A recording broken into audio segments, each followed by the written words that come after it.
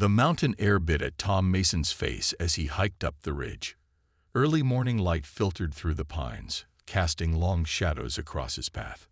As a forest ranger in the Idaho wilderness for 15 years, he thought he had seen everything these mountains could throw at him. He was wrong. The radio call had come in just after dawn. Something big had crashed in his sector. The caller, a hunter who had set up camp 5 miles east, described a giant fireball that lit up the sky and shook the ground. Tom had laughed it off as a meteor, but protocol was protocol. He had to check it out. 3 hours into his hike, the trees began to thin. That's when he smelled it, like burned metal and something else he couldn't place. Something alien. Tom reached the edge of a newly formed clearing and froze. A massive gouge tore through the forest. Trees snapped like twigs for nearly half a mile. At the end of this path of destruction sat an enormous object, still smoking in places. It was sleek, with a metallic surface that seemed to shift colors in the sunlight. It was at least 300 feet long. "That's not one of ours," Tom whispered to himself, his breath visible in the cold air. His radio crackled. "Mason, report. Have you found the impact site?" Tom's hand shook as he raised the radio. "Base, you need to call someone. Army, Air Force, someone. This isn't a meteor." "What are you seeing, Mason?" "A ship. I'm looking at a spaceship." Static was his only answer for several long seconds. "Stay put. Do not approach. Backup is coming." Tom knew he should listen. Every movie he'd ever watched told him to run the other way. But something pulled him forward. Curiosity, maybe, or something deeper he couldn't name. He took careful steps toward the crashed vessel. The ground around the ship was scorched black. Heat still radiated from the hull. As Tom got closer, he noticed a section of the outer shell had been torn open, revealing unfamiliar mechanisms within. Colored lights blinked weakly among the wreckage. 20 feet from the ship, something caught his eye. A small object half buried in the dirt. It had been thrown clear during impact. Tom knelt down and brushed away the soil. It was about the size of his palm, disc-shaped with intricate patterns etched into its surface. Unlike the ship, it was cool to the touch. When his fingers made contact, the patterns briefly glowed blue. The sound of helicopters echoed in the distance. Military response was faster than he expected. Tom knew they would lock this place down tight. No civilians, no press. Whatever secrets this ship held would disappear into some government facility.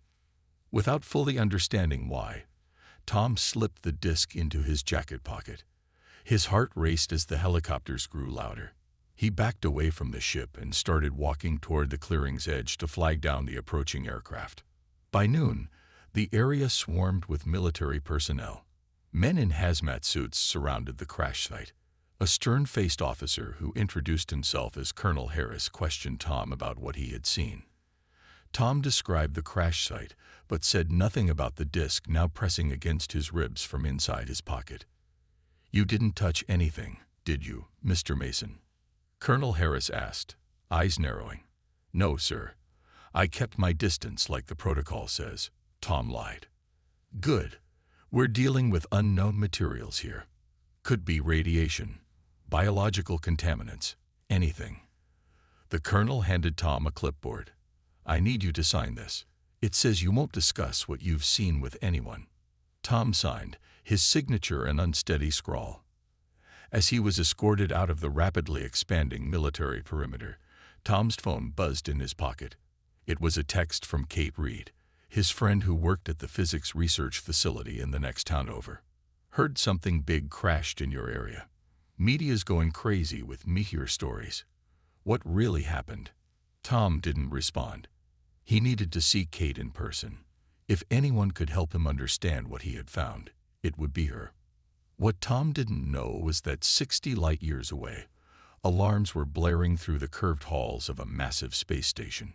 6 figures sat around a circular table, their features hidden in shadow as holographic displays showed the crash site on Earth. "The tracker confirms it," said one voice, deeper than human vocal cords could produce. "Transport vessel TR-7, has crashed on the third planet. Was the prototype on board? Asked another. Confirmed. The emergency beacon is active. The tallest figure stood, its movement fluid and unnatural. Prepare a retrieval team immediately. The humans must not be allowed to study it. The consequences would be unfortunate. And if the humans resist? The tall figure's eyes glowed faintly in the darkness. Then they will learn why no species challenges the Dominion. Kate's laboratory sat in the basement of the research facility, away from prying eyes. Tom had known her since college, and if there was anyone he could trust with something like this, it was her. He placed the disk on her workbench under the bright lights. You stole this from a crash site, Kate whispered, her eyes wide with a mix of fear and excitement. Tom, do you have any idea how many laws you just broke? Probably all of them, Tom said. But look at it, Kate. Have you ever seen anything like this before? Kate circled the disk slowly. Its surface seemed to shift under the light, the intricate patterns resembling nothing found in human technology. She pulled a magnifying glass from her drawer and leaned in close. The material isn't like anything I've worked with, she said.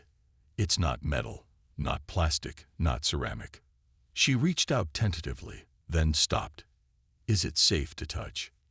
I touched it, and I'm still here, Tom said with a shrug. Kate gently placed her finger on the disk's surface. Like before, the patterns glowed blue briefly, but this time they shifted, changing into new formations. It reacts differently to you, Tom said. Kate quickly pulled her hand away. We need to run some tests. She moved to her computer and began typing rapidly. I'm going to scan it first, see if it's giving off any radiation or signals. Outside the lab windows, the mountains where the ship had crashed were visible in the distance. Military helicopters still circled the area. Kate's first scan results appeared on her screen. This can't be right, she muttered. She ran the scan again. Tom, this thing is emitting energy, but it's not any kind of energy I've ever seen before. It's like it's thinking. Thinking. Tom leaned closer to the screen. What do you mean? The energy patterns resemble neural activity, but much more complex. Kate grabbed another device from her shelf. Let me try something else. She pointed a sensor at the disk and watched new readings form on her tablet. It's reacting to us, Tom. To our brainwaves. When we get closer, its energy output changes. As if responding to her words, the disk began to glow brighter. The patterns on its surface spun faster. What's happening? Tom asked, backing away slightly. Before Kate could answer, every electronic device in the lab flickered. Her computer screen went dark, then came back on filled with strange symbols. It's interfering with our technology, Kate said, fascinated rather than frightened. It's trying to. A loud banging on the lab door cut her off. They both froze. Dr. Reed. A stern voice called out. This is Colonel Harris with the United States Army. We need to speak with you immediately. Tom and Kate looked at each other in panic. Tom quickly grabbed the disk and shoved it into his pocket. How did they find us? He whispered. Kate pointed to her tablet, which now showed a map with a blinking dot right where they stood. It's broadcasting our location, she hissed. The banging on the door grew louder. Dr. Reed, open this door now. Kate grabbed her laptop and a few tools, stuffing them into her backpack. There's a back exit through the storage room, she said. We can't let them take it, Tom. Not until we understand what it is. As they slipped through the back door, alarms began to sound throughout the building. Outside, more military vehicles were pulling into the parking lot. Miles above them, hidden behind the cover of clouds, a sleek craft unlike any human vessel hovered silently. Inside, Vex watched the humans flee through the building's thermal signature. They have the device, he said to his crew, and they're beginning to understand it. His second-in-command shifted nervously. The Dominion expected us to retrieve it before any analysis began. Vex's 4 eyes narrowed. Then we must move faster than planned.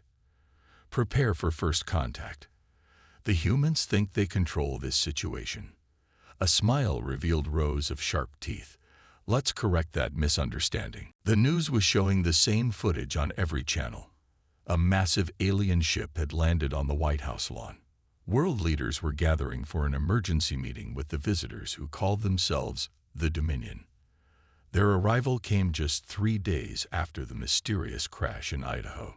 Tom and Kate watched from a small motel room 30 miles from the research facility. They had been on the run since escaping the lab. "They're lying," Kate said, pointing at the TV. The alien spokesman, Vex, was speaking about peace and friendship between worlds. His appearance was almost human-like, but with subtle differences: skin too smooth, movements too precise, 4 eyes instead of 2. "We come to share knowledge," Vex was saying, his voice oddly musical, "and to recover a scientific vessel that crashed on your world. It contained dangerous experimental technology." "They're here for the disk," Tom said, touching his pocket where the object now hummed continuously. The disk had changed since they fled the lab. It glowed constantly now, and sometimes projected strange symbols into the air. Kate had been documenting everything, filling her notebook with observations. "We need to understand what it is before we decide what to do," she said, "but I can't do proper research from a motel room." Tom's phone buzzed. A text from an unknown number. "They're tracking you." Satellite picked up energy signature. "Move now." He showed Kate the message. Who would know that? Who would warn us? Before she could answer, bright lights flooded through the motel window. The sound of helicopters filled the air. "Back door," Tom said, grabbing their bags. They slipped out just as vehicles pulled into the parking lot. They ran through the woods behind the motel, the sound of pursuit growing closer. The disk in Tom's pocket grew warmer, almost hot. "It's reacting to something," Kate said between breaths. "Maybe to them." They reached a clearing and stopped short. A small craft hovered silently above the ground, its design similar to the crashed ship in the mountains. A ramp extended downward. "We're trapped," Tom whispered. A figure appeared at the top of the ramp.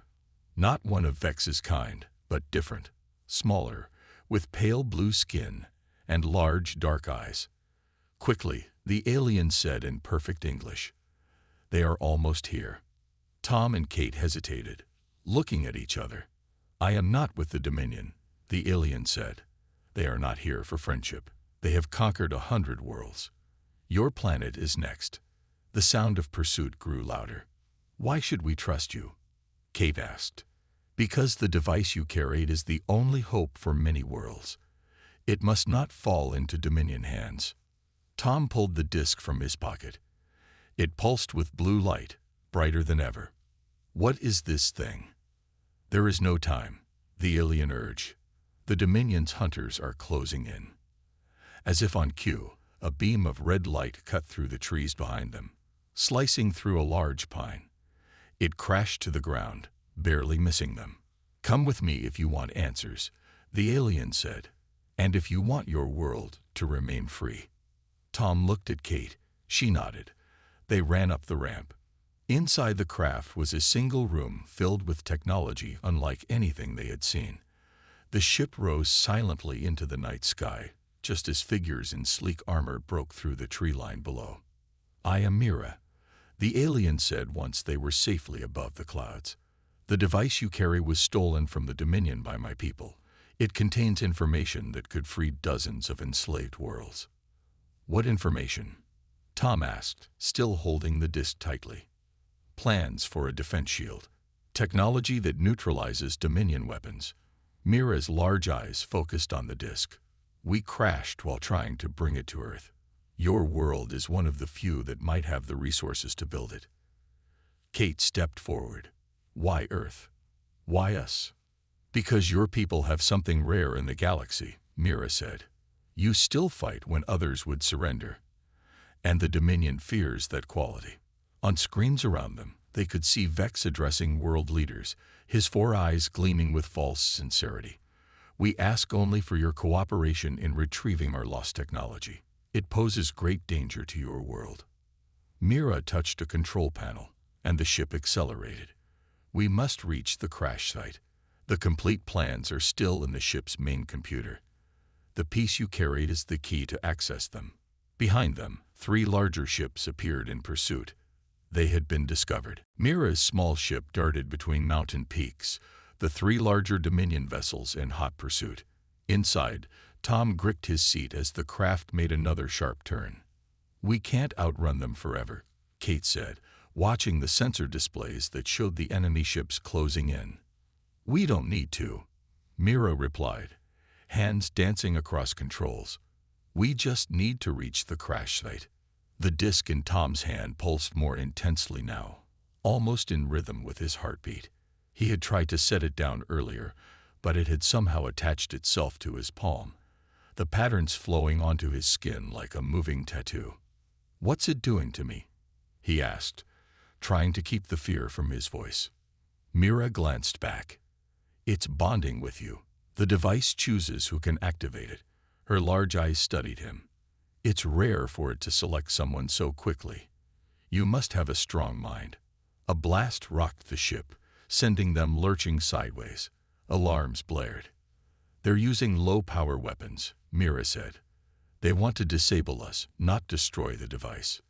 The mountains opened up before them, revealing the crash site. What had been a military perimeter was now a war zone. Dominion troops exchanged fire with human soldiers. The massive crashed ship sat in the center, still mostly intact. "The military isn't surrendering," Kate said, surprise in her voice. "Your Colonel Harris discovered Vex's lies," Mira explained. "He found records of other worlds the Dominion conquered under the guise of peaceful contact. Their small craft took another hit, sending it spinning." Mira fought with the controls. "We're going down," she shouted. "Brace yourselves." They crashed hard, skidding along the ground before coming to a stop just 50 yards from the larger crashed ship. The impact threw them forward. Kate hit her head, a gash opening above her eye. "Kate." Tom moved to help her. "I'm okay," she said, wiping blood away. "We need to move." They stumbled from the wreckage. Around them, the battle raged. Human weapons seemed to do little against the Dominion armor, but the soldiers kept fighting anyway. "There," Mira pointed to a tear in the hull of the crashed ship. "That's our way in." They ran, keeping low. A Dominion soldier spotted them and fired. The shot missed Tom by inches, hitting a rock that exploded into dust. They reached the hull breach and climbed inside. The interior was dark, lit only by emergency lights. Mira led them through corridors that seemed designed for beings larger than humans. "The main computer core is this way," she said. They reached a sealed door. Mira placed her hand on a panel, but nothing happened. "Power is too low," she said. "We need to activate the backup systems." Tom's hand burned where the disc connected to his skin. It pulled him forward, toward another panel on the wall. "I think it wants me to." He pressed his palm against the alien surface. Light erupted from the contact point. The disc's patterns flowed from Tom's hand onto the wall, spreading like liquid fire through circuits. The ship hummed to life around them. The door slid open, revealing a chamber filled with crystalline structures. In the center floated a hologram, a complete star map with hundreds of worlds marked in different colors. "The Dominion Empire," Mira said quietly. "All the worlds they've conquered, all the species they've enslaved or destroyed." The disc pulled free from Tom's hand, floating to the center of the room. It expanded, the patterns unfolding into a complex three-dimensional blueprint. "The shield technology," Kate whispered in awe. "It's beautiful." A voice came from behind them. "And it will never be built." They spun around. Vex stood in the doorway, flanked by armed soldiers. His 4 eyes glowed with cold fury. "The human governments have already surrendered," he said. "They were quite reasonable once we demonstrated our weapons on a small, uninhabited island." He smiled. "It no longer exists." Tom stepped forward, placing himself between Vex and the others. "Why does this scare you so much?" "It's just a shield." "Because," Vex hissed, Power in this galaxy belongs to those with the strongest weapons. If the lesser species could defend themselves, he left the thought unfinished. Then you wouldn't be able to bully everyone anymore. Kate finished for him. Vex raised his weapon. Enough talk. The device will be destroyed, and you along with it. As his finger tightened on the trigger, the ship shuddered violently around them. The explosion knocked everyone off their feet. Smoke filled the chamber as part of the ceiling collapsed. Through the new opening, Tom could see military helicopters hovering above, firing missiles at the Dominion ships. Humans. Vex spat the word as he rose to his feet. Always fighting when you should surrender. The distraction gave Tom the moment he needed. He lunged toward the floating disc, his hand outstretched. The device responded, flying into his palm where it again merged with his skin. Power surged through him, the alien patterns glowing blue beneath his flesh. "Stop him!" Vex shouted. Two Dominion soldiers raised their weapons, but Kate tackled one while Mira struck the other, with surprising strength for her small size. The ship rocked again as more explosions hit outside. "The shield plans," Tom shouted to Mira over the chaos. "How do we activate them?" "The main control panel." She pointed to a console across the room. "But it needs a full system restart." Colonel Harris and a squad of soldiers appeared at the doorway, firing at the Dominion forces. Their bullets seemed to flatten against the alien armor, barely slowing them down. "Fall back," Harris shouted. "We can't hurt them." Tom ran to the console, the disc pulling him forward like it had a mind of its own. He pressed his palm against the surface, feeling the device connect with the ship's systems. "Tell me what to do," he said to the disc, not knowing if it could understand him. In response, knowledge flooded his mind. Images, equations, instructions in a language he somehow now understood. His fingers moved across the alien controls without conscious thought. "What's happening to him?" Kate asked Mira, watching Tom work with inhuman speed. "The device is using him as a conduit," Mira explained. "It contains more than blueprints. It has the consciousness of its creator." Vex fired his weapon at Tom, but a shimmer appeared in the air, deflecting the shot. The disc was already protecting him. If he completes the activation, Vex shouted to his troops, "Destroy the ship. Destroy everything." Outside, the battle intensified. Human forces were taking heavy losses, but they kept fighting, keeping most of the Dominion troops busy. Tom's vision filled with strange symbols as the ship's systems came online around him. The crystalline structures in the room began to pulse with energy. The star map hologram expanded, now showing Earth at its center. "It's working," Mira said, her voice filled with hope. Vex roared in frustration, charging toward Tom with a blade drawn. Kate tried to intercept him but was thrown aside. Colonel Harris fired his weapon repeatedly, the bullets bouncing harmlessly off Vex's armor. Just as Vex reached Tom, the disc completed its connection. A pulse of blue energy exploded outward from the ship, expanding in a perfect sphere. It passed through the walls, through people, through everything, continuing to grow. The energy reached Vex just as his blade swung toward Tom's neck. The weapon stopped mid-air, suddenly powerless. The same happened throughout the battlefield. All Dominion weapons ceased functioning instantly. The shield had activated. Tom collapsed to his knees, the knowledge receding from his mind like a wave pulling back from shore. The disc separated from his skin, floating gently in front of him. "What just happened?" Colonel Harris asked, staring at the now harmless Dominion soldiers. "The shield," Mira explained, her eyes wide with wonder. "It worked. It neutralizes their energy weapons by disrupting the specific frequency they operate on." Vex backed away, his four eyes darting between them. "This changes nothing," he hissed. "The Dominion fleet is vast. We will find another way to conquer your world." Kate helped Tom to his feet. His hands were shaking from the strain of the connection. "Is it permanent?" she asked Mira. "Yes," the alien replied. "And it can be expanded. The shield can protect other worlds too." Outside, The Dominion soldiers were retreating to their ships. Without their weapons, they had lost their advantage. The human forces cheered as the alien vessels began to lift off. Tom looked at the floating disk, still pulsing with gentle blue light. "It's not just a shield, is it? It's something more." Mira nodded. "It's freedom. For my world, for yours, for all the planets under Dominion control." Colonel Harris approached them, his uniform torn and dirty from battle. "We've got reports coming in from around the world. The Dominion ships are retreating from every major city." He looked at Tom with newfound respect. "Whatever you did, it worked. But something tells me this isn't over." "No," Tom agreed, watching the disk as it projected a new hologram, hundreds of worlds connected by lines of blue light. "It's just beginning." 3 days after the shield activation, Tom stood in an underground military facility that had been converted into Earth's first interstellar command center.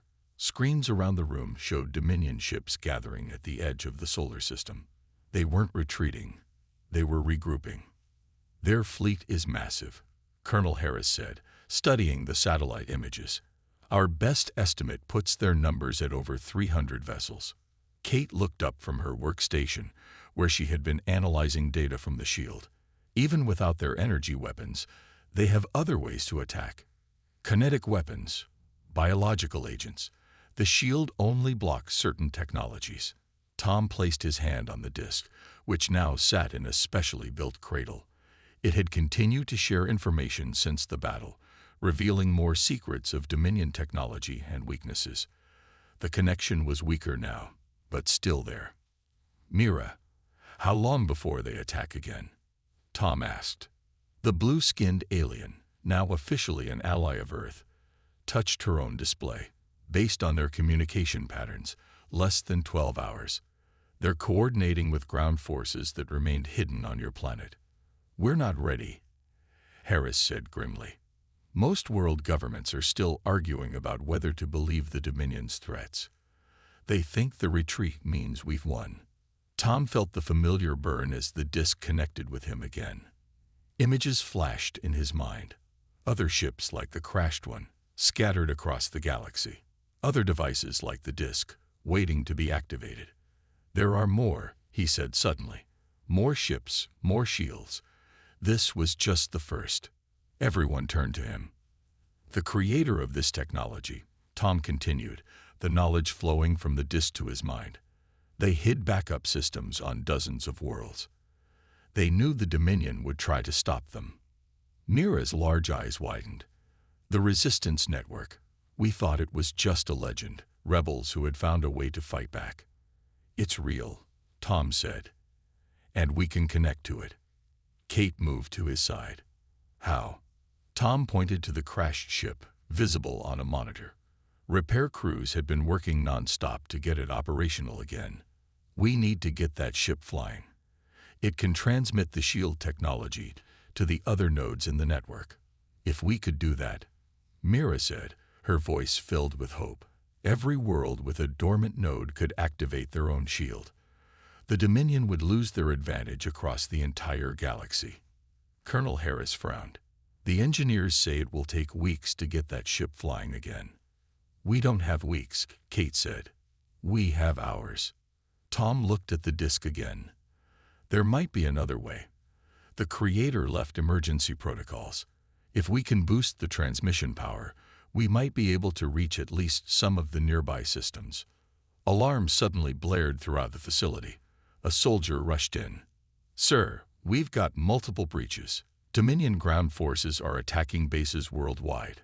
They're moving faster than we expected," Harris said, grabbing his weapon. "They must know what we're planning." Security feeds showed Dominion soldiers storming military bases around the world. Unlike the energy weapons the shield had neutralized, they now carried primitive but effective projectile weapons, clearly built after studying human technology. "They're adapting," Kate said. The facility shook as an explosion hit somewhere above them. Dust rained from the ceiling. "We need to get to the ship," Tom said. "Now." Harris nodded to a group of soldiers. "Take them. We'll hold off the attack here." They ran through corridors as the sound of fighting grew closer. When they reached the hangar where the crashed ship was being repaired, they found it under attack. Dominion forces had already breached the outer defenses. Engineers and soldiers fought a desperate battle to protect the ship. Bodies from both sides littered the floor.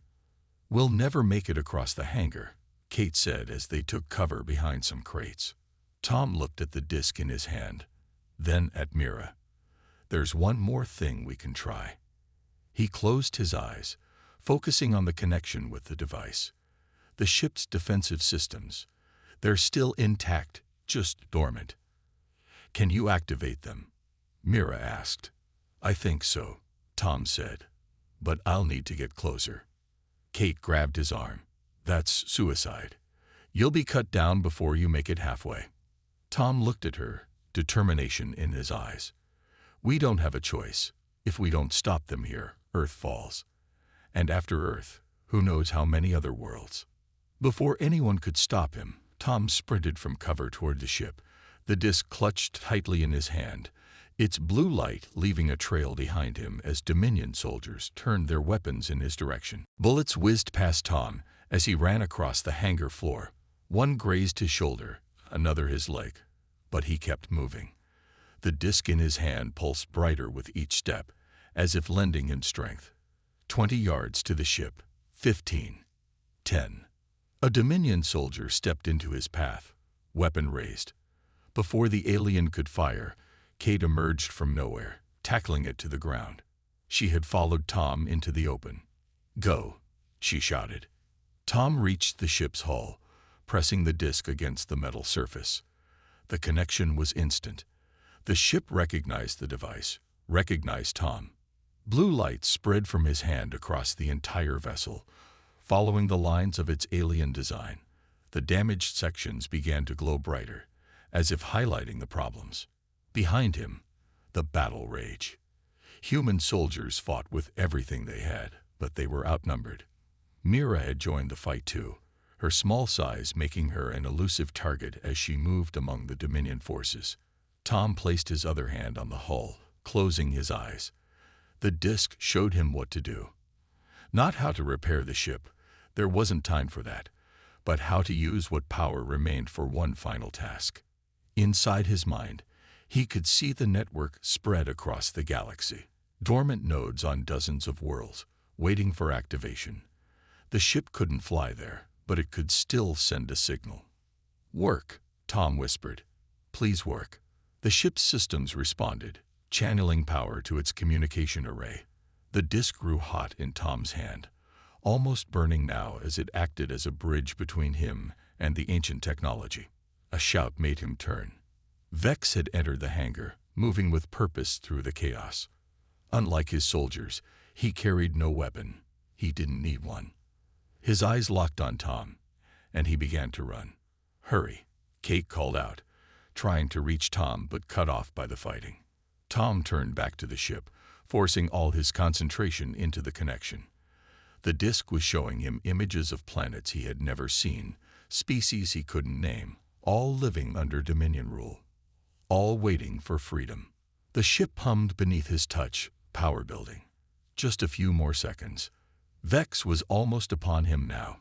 Kate and Mira both tried to intercept him, but he swatted them aside with inhuman strength. "You've lost, human," Vex snarled, reaching for Tom. The ship's systems reached full power. Tom felt a surge of energy pass through him, from the disc into the vessel. The entire hangar was bathed in blue light as the transmission began. Vex's hand closed around Tom's throat, lifting him from the ground. "It's too late," he hissed. "Even if your signal reaches other worlds, the Dominion will crush them just as we're about to crush you." Tom smiled despite the pain. "You still don't understand." He held up the disc, now glowing so brightly it was hard to look at. "This isn't just about the shield. It's about showing everyone you can be beaten." The ship pulsed one final time, and a beam of blue energy shot upward, passing effortlessly through the ceiling of the hangar, through the layers of earth above, into the sky and beyond. Vex's grip loosened as he watched in horror. "What have you done?" I sent the truth, Tom said. Every detail of your defeats here, the shield technology, your weaknesses, your lies, all of it, to every world with a receiving node. The tide of the battle had turned. Human soldiers had rallied, pushing the Dominion forces back. Colonel Harris had arrived with reinforcements, securing the hangar entrance. Vex backed away from Tom, looking around at his failing invasion. For the first time, there was fear in his 4 eyes. This is just one planet, one insignificant world. Not anymore, Tom said. Now we're the world that fought back, the first of many. Above them, reports came in of the Dominion fleet breaking formation, some ships turning to flee while others moved to attack. Without their energy weapons, their advantage was gone. Kate reached Tom's side, supporting him as his strength wavered from the connection with the disk. Did it work? She asked. Did the signal reach the other worlds? Tom nodded, watching as the disk's glow finally began to fade. It reached them, and it will keep spreading. Mira joined them, her eyes shining with tears. My homeworld will have received it by now. After 50 years of occupation, they'll finally have a chance. Colonel Harris approached, his uniform torn and bloodied, but a smile on his face. We're getting reports from around the world. The Dominion forces are retreating. Whatever you did, it worked. Tom looked down at the disk, now cool in his hand. The patterns had stopped moving, but somehow he knew it wasn't dead, just resting. Its work wasn't finished. Neither was his. What happens now? Kate asked. Tom looked up at the hole in the ceiling, through which stars were now visible in the night sky. Now we rebuild. We prepare. And then, he smiled, feeling the weight of not just one world, but many on his shoulders. We take the fight to them.